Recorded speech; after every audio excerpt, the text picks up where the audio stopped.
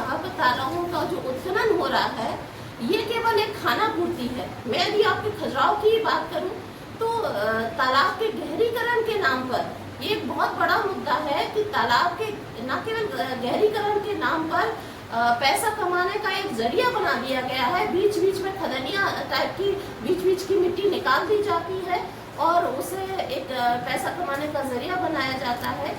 और रही बात नदियों की, तो नदियों में बालू का उत्खनन लगातार जारी है।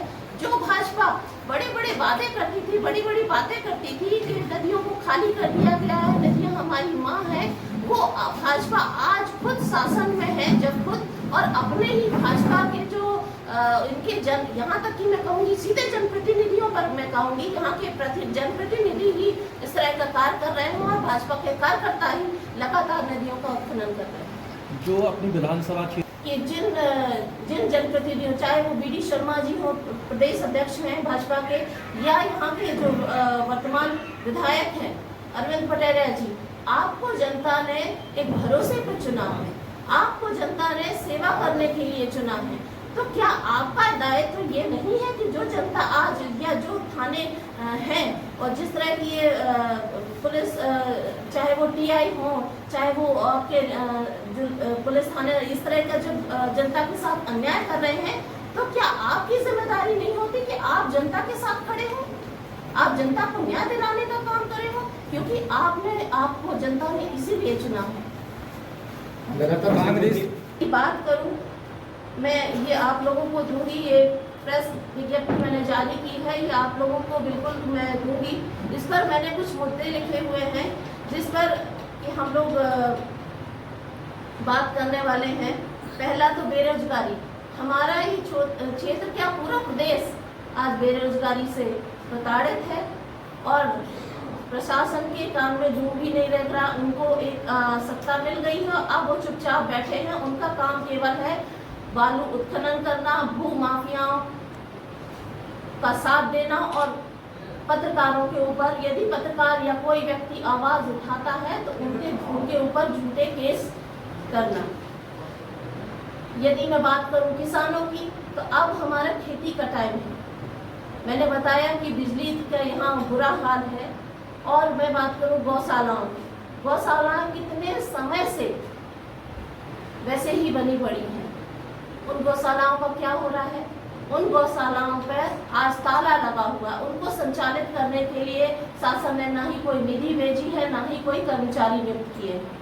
आज किसान परेशान हैं। हमारे जो गौवंश, गौ माता का कहते हैं ये लोग, उन गौ माताओं को आज सड़कों पर डंडे खाने के लिए वो व्यस्त है और वो प्रताड़ित हो रही है।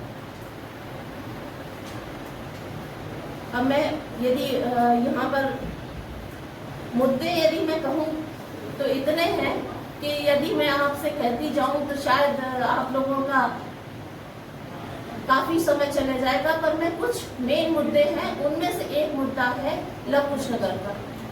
लवकुश नगर का जो मुद्दा है, यहाँ पर एक सामुदायिक केंद्र है, एक लवकुश नगर में नया सिविल हॉस्पिटल स्थापित हो गया है। तो जो पुराना सामुदायिक केंद्र था उसकी नीलामी ये लोग कर रहे हैं, लेकिन वहाँ के जो लोग हैं, चूंकि पुराना जो सामुदायिक केंद्र था वो है बीच बस्ती में स्थित है और जो सिविल हॉस्पिटल अभी खुला है वो काफ़ी दूर है। यहाँ के लोगों ने, लवकुश नगर के लोगों की मांग ये है कि उस सामुदायिक केंद्र को नीलाम ना किया जाए, क्योंकि नीलामी कर कर ये लोग ऐसी कई सरकारी जमीनों को नीलामी कर, भाजपा के शासनकाल में ये हुआ है, नीलामी करके ये लोग प्राइवेट लोगों को बेच देते हैं। तो उनकी मांग ये है उसको बीच में रखा, क्योंकि अचानक कोई घटना होती है तो बस्ती में होने के कारण उसको आसानी से पहुंचा जा सकता है।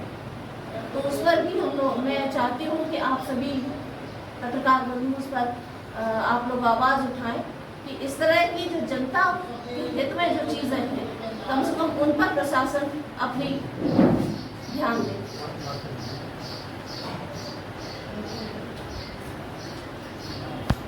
और आप लोगों का बहुत बहुत धन्यवाद और आभार। और एक चीज़ और मैं कहना चाहूँगी कि आज जो पत्रकारों पर, खास तौर पर मैं कहना चाहूँगी, पत्रकार पर, हमारे बालकिशन भाई पर जो हमला हुआ है, और इसकी मैं घोर निंदा करती हूँ और हमारी पूरी कांग्रेस पार्टी इसकी घोर निंदा करती है।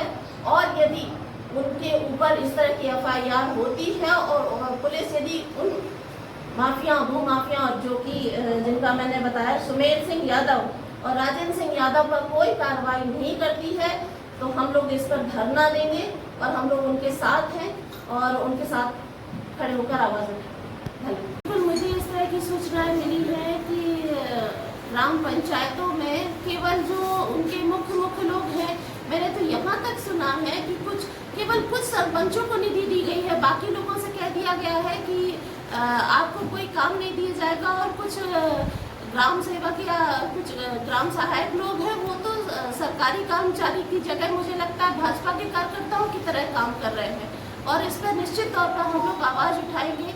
यदि आपके माध्यम से भी यदि कोई मुझे शिकायत मिलती है कि किसी के साथ इस तरह का अन्याय हो रहा है, तो बिल्कुल हम लोग उसके साथ खड़े रहेंगे।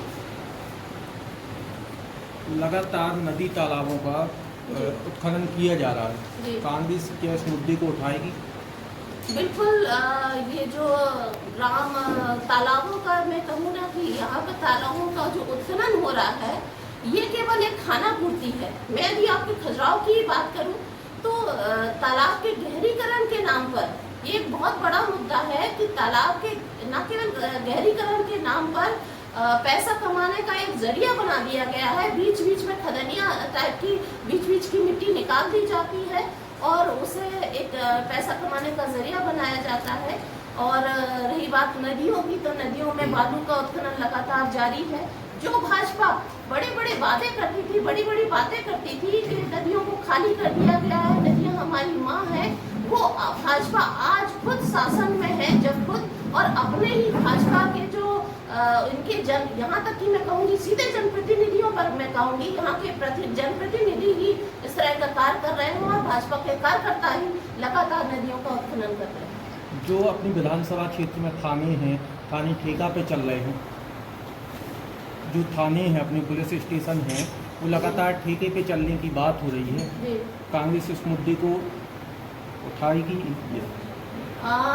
बिल्कुल। ये हमारे लिए मैं कहूँ बहुत चिंताजनक बात है और जनता के लिए कहीं ना कहीं बहुत निराशाजनक बात है कि जहाँ पर लोग न्याय मांगने जाते हैं, यदि कोई न्याय करता है, जहाँ पर न्याय मांगने की बात होती है, वहाँ पर ही अन्याय हो रहा है।